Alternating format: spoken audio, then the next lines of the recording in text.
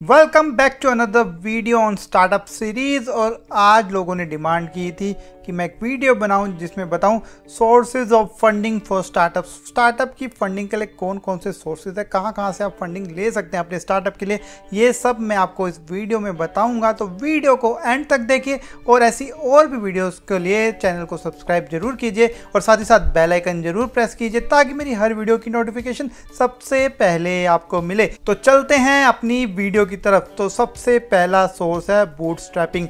Bootstrapping का simple सी आसान सी देशी भाषा में बताऊं मैं आपको तो है सेल्फ फंडिंग, अपने पैसे या अपनी सेविंग लगाना।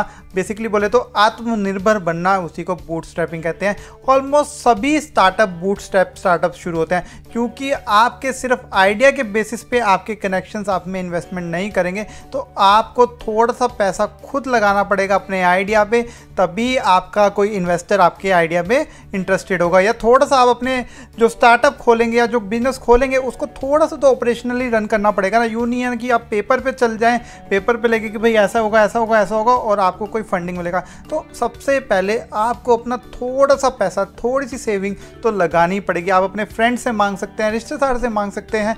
जो मैंने बताया था ना, इनिशियल जो पैसा लगता है, जो अपना ही लगता है, तो उसको बोलते हैं बूटस्ट्रैपिंग। तो सबसे पहला सोर्स है और बूटस्ट्रैपिंग है। उसके बाद अगले सोर्स की तरफ चलते हैं। अगला सोर्स है, अगर आप लकी हुए तो आपको एक एंजल इन्वेस्टर मिल सकता है। एंजल इन्वेस्टर बेसिकली मैं देसी भाषा में बताऊंगा, टेक्निकल टर्म्स यूज़ नहीं करूंगा। एक इंडिविजुअल होता है जिनकी इन्वेस्टमेंट कम ही रहती है, मतलब $1 मिलियन से कम ही इन्वेस्ट करते हैं जनरली, और ये कोई बोर्ड सीट नहीं मांगते आपसे कि मेरे को एक बोर्ड सीट चाहिए आपके स्टार्टअप में, मैं डे टू डे ऑपरेशंस में आपका पार्ट लूँगा। और ये लंबे टर्म के लिए इन्वेस्ट करते हैं, छोटे मोटे टर्म के लिए इन्वेस्टमेंट नहीं करते। और इनके पास एक अपनी फुल टाइम जॉब होती है। फॉर एग्जाम्पल जैसे रतन टाटा है। रतन टाटा क्या अपना, उनके पास खुद का बिजनेस है, खुद का एम्पायर चलाते हैं, बट साथ ही साथ वो क्या एंजल इन्वेस्टर भी है। वो नए नए स्टार्टअप्स में फंडिंग करते रहते हैं ताकि उनके मतलब जो स्टार्टअप है ग्रो करे और उनकी जो इन्वेस्टमेंट है, उनके जो पैसे हैं वो भी ग्रो करते जाए स्टार्टअप के साथ। तो अगर आप लकी रहे तो एंजल इन्वेस्टर आपको मिल सकते हैं। बहुत सारे नेटवर्क्स हैं, आप गूगल कर सकते हैं, बड़े इजीली आपको बहुत सारे एंजल इन्वेस्टर्स मिल जाएंगे। और मैंने डेडिकेटली वीडियो भी बना रखी है, एंजल इन्वेस्टर कौन होते हैं, क्या करते हैं, आप वो जाके आई बटन पे क्लिक करके देख सकते हैं। अगले है वेंचर कैपिटलिस्ट। मैंने एक वीडियो बनाई थी एंजल इन्वेस्टर और वेंचर कैपिटलिस्ट में क्या क्या डिफरेंस है, वही मैं पॉइंट आउट दोबारा कर देता हूँ। जनरली क्या होता है, ये कंपनी होती है वेंचर कैपिटलिस्ट क्या होती है, ये इनका सोल मोटिव क्या होता है कि स्टार्टअप्स में इन्वेस्ट करना और अपनी जो वैल्यू है या अपनी इन्वेस्टमेंट है उसको बढ़ाना। जनरली ज़्यादा इन्वेस्ट करते हैं, जैसे एंजल कैपिटल बताया था मैंने, $1 मिलियन से कम करते हैं। ये इनकी इन्वेस्टमेंट ज़्यादा रहती है कंपनीज में, फुल टाइम होती है इनका काम ये, और ये आपके स्टार्टअप को स्केल अप करने में मदद करते हैं। और ये डेडिकेटेड बोर्ड सीट भी आपसे मांगते हैं और ये आपके स्टार्टअप से जल्द निकलने की भी कोशिश कर सकते हैं क्योंकि इनका मोटिव क्या होता है, क्विक प्रॉफिट। अगर ये इनको प्रॉफिट दिखता होगा तो ये निकल भी जाएंगे आपके स्टार्टअप से, एग्जिट भी मार देंगे अपने शेयर्स किसी और को बेच के। तो ये थे वेंचर कैपिटलिस्ट। और इंडिया में बहुत सारे वेंचर कैपिटलिस्ट फर्म्स हैं, जो बाहर की फर्म्स हैं, उन्होंने भी अपने इंडिया में ब्रांचेस खोल रखी हैं। तो आप अगर छोटी सी गूगल सर्च में आपको वो भी मिल जाएगा, बहुत सारे हैं। अगला सोर्स देखते हैं bank loan. Bank loan is like a traditional way of funding, जैसे बरसों से चला आ रहा है। आप बैंक के पास जाते हैं, उनसे लोन उठाते हैं, बट इसमें क्या होता है, आपको जनरली कुछ गिरवी रखना होता है। आपने देखा है ना कि घर के कागज गिरवी रखने पड़ सकते हैं, ऑफिस गिरवी रखना पड़ता है। तो इसमें कुछ मतलब सिक्योरिटी तो मांगता ही ऑब्वियसली। बैंक की अगर लोन दे रहा है तो आपको फ्री फंड में लोन नहीं देगा, प्लस ये आपसे शेयर नहीं लेते, आपको इनके बदले क्या देना पड़ता है, इंटरेस्ट। आप अगर 8% पे इंटरेस्ट उठाएंगे तो आपको मंथली इंटरेस्ट देना पड़ेगा, क्वार्टरली इंटरेस्ट देना पड़ेगा। तो आपको इनको शेयर नहीं लेंगे ये आपसे, जैसे एंजल कैपिटल होता है। और वेंचर कैपिटलिस्ट क्या होता है, आपसे कुछ कंपनी का हिस्सा ले लेते हैं। फॉर एग्जांपल आपको इन्वेस्टमेंट दी और 10% आपकी कंपनी का हिस्सा ले लिया, बट बैंक ऐसा नहीं करता। बैंक क्या करता है, हमें तो भाई अपने इंटरेस्ट से मतलब है, इंटरेस्ट देते रहो जब तक आपका लोन चलता रहेगा। अगर नहीं दोगे तो आपने जो गिरवी रखी होगी ना चीज़, उसको बेच के हम अपना पैसा तो रिकवर कर ही लेंगे। तो बैंक लोन थोड़ा रिस्की रहता है और but easily way of taking of loan है। लोन आसानी से मिल जाएगा और उसके लिए भी इतना भी आसानी से नहीं मिलेगा कि आप बैंक के पास जाओगे, लोन चाहिए, ये रहे मेरे घर के पेपर, लोन दे दो, ऐसा भी नहीं होगा। पूरी प्रोजेक्ट रिपोर्ट सबमिट करनी पड़ती है, 5 सालों की प्रोजेक्शंस देनी पड़ती है, बहुत चीज़ें देनी पड़ती है आपको लोन के लिए। तो आपको वो सब चीज़ें भी करनी पड़ेगी बैंक लोन लेने के लिए। अगला सोर्स है क्राउड फंडिंग, ये बहुत पुराना तरीका था एक तरीके से। यहाँ पे क्या होता है कि आप अपना आइडिया बहुत सारे इंडिविजुअल्स के साथ शेयर करते हैं और वो थोड़ा थोड़ा पैसा कंट्रीब्यूट करके आपके स्टार्टअप को ग्रो करते हैं। ये आज के टाइम पे इतना मतलब इफेक्टिव नहीं है, बट 90s में काफ़ी चला था कि आप बहुत सारे लोगों से पैसा इकट्ठा करके अपना बिजनेस रन कर रहे हैं और सब में थोड़ा शेयर बांट रहे हैं। बट आजकल ऐसा नहीं होता। आजकल लोग कहते हैं कि हमें इतने लोगों की इन्वॉल्वमेंट नहीं चाहिए अपने बिजनेस में, इतने लोगों की उलझन चाहिए ही नहीं। तो क्राउड फंडिंग काइंड ऑफ पुराना तरीका है, अब भी काफ़ी लोग करते हैं, बट ये मेरे हिसाब से रिकमेंडेबल नहीं है। बाकी आप देख सकते हैं। उसका अगला सोर्स आ रहा है साइड हसल। तो साइड हसल बेसिकली क्या है, साइड बिजनेस। ये लोग जनरली, मैंने काफ़ी लोगों को सुना है, ये लोग अवॉइड करते हैं। इसमें क्या होता है, फॉर एग्जांपल जैसे मैं यूट्यूब चलाता हूँ, आप अगर आपका कोई स्टार्टअप है, अगर आप अच्छी मतलब यूट्यूब में कुछ कर सकते हैं तो आप कंटेंट क्रिएट कीजिए ना, साइड इनकम अर्न कीजिए, उसको अपने स्टार्टअप में लगा दीजिए।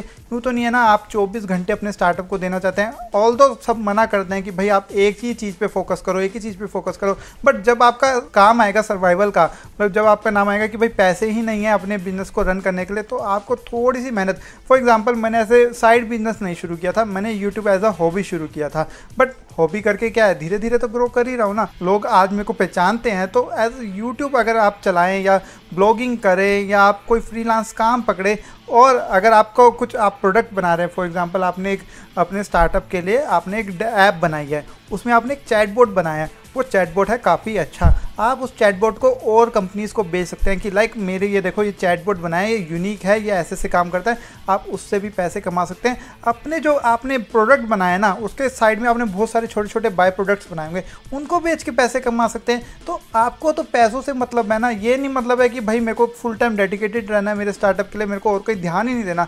थोड़ा सा आप ध्यान दे देंगे। अगर आपके सर्वाइवल पे बात आती है तो साइड हसल या side business is very much important, आपको उसको भी देखना चाहिए। अगर आप शुरू में ही बिजनेस शुरू करना चाहते हैं तो आप इन चीज़ों से भी पैसे कमा के वहाँ इन्वेस्ट कर सकते हैं बहुत आसानी से और इजीली कमा सकते हैं। अगर आप में टैलेंट है, अगर आप एक बिजनेस चलाने का सोच रहे हो ना कि मैं इतना बड़ा स्टार्टअप खोल दूंगा, तो आप ये तो आपके लिए बहुत छोटी चीज़ें हैं जिनसे आप पैसे कमा सकते हैं। तो आपको इन चीज़ों के बारे में भी सोचना चाहिए। अगले सोर्स की तरफ ध्यान दे। अगर अगला सोर्स की तरफ देखें तो अगले सोर्स है इंक्यूबेटर्स एंड एक्सेलेरेटर।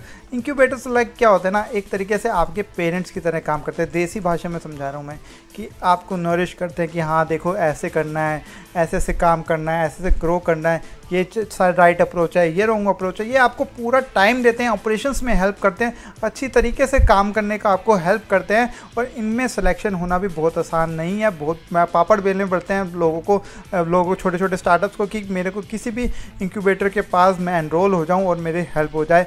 प्लस क्या होता है कि ये गवर्नमेंट भी सेटअप कर रही है कहीं कहीं जगह पे और प्राइवेट एंटिटीज़ भी सेटअप करती है। ये कंबाइंड है दोनों का और बहुत ही ज़्यादा स्टार्टअप मतलब एक तरीके से करें ना, स्टार्टअप कल्चर को ग्रो करने का बहुत अच्छा योगदान है इंक्यूबेटर्स के बाद। एक्सेलेरेटर्स भी सेम होता है, बट ये क्या होता है एकदम से स्पीड देने के लिए होता है आपके स्टार्टअप। फॉर एग्जांपल मैं बता दूं कि आपका स्टार्टअप था, शुरुआत अच्छे से काम कर रहा है, बट एक टाइम पे आके ना उनकी ग्रोथ रुक गया है, तो आपको एक्सेलेरेटर्स के पास जाना पड़ेगा। इंक्यूबेटर्स क्या होता है शुरू से आपका स्टार्टअप टिका हुआ एक जगह से, उसको धीरे धीरे ग्रो करते हैं और ये जल्दी फंडिंग आपको देते नहीं और डायरेक्ट फंडिंग भी नहीं देते, बट इनके थ्रू आपको फंडिंग आसानी से मिल जाती है अगर आपको अच्छे लिंक बन जाते हैं इन इंक्यूबेटर्स और एक्सेलेरेटर्स के साथ।